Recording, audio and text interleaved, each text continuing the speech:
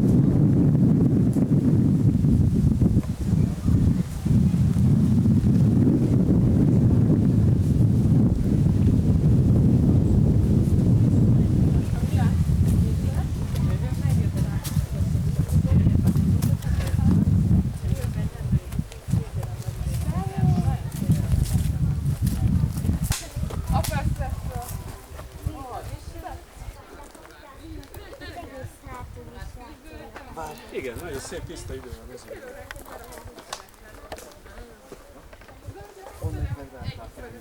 Aha. Nem, milyen szép a kilátás, nem, az lehet, hogy az tényleg száraz. Lehet. Hát az ott a fák között van. Tehát ott jön be, ugye? Szabi a Visegrádon. Ott az épület, látod, az a kis tetődarab. Az a nyaraló, ami mellett, mert itt van a patak és a Ott van a túloldalon. nyaraló, ami mellett eljöttünk, aminek a medencéjét látjuk. Az a tető az az. Azt szerintem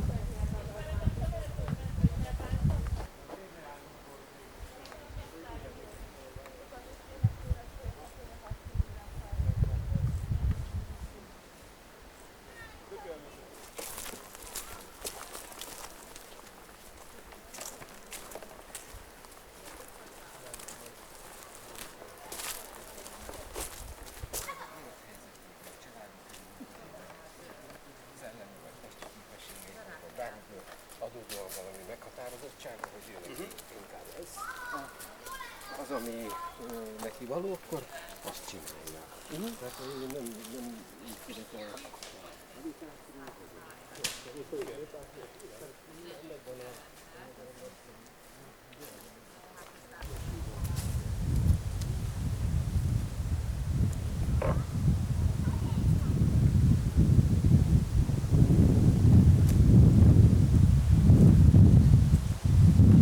Ahó, Magdi.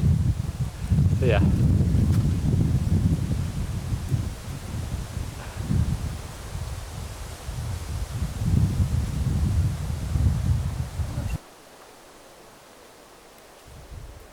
Hány a fa?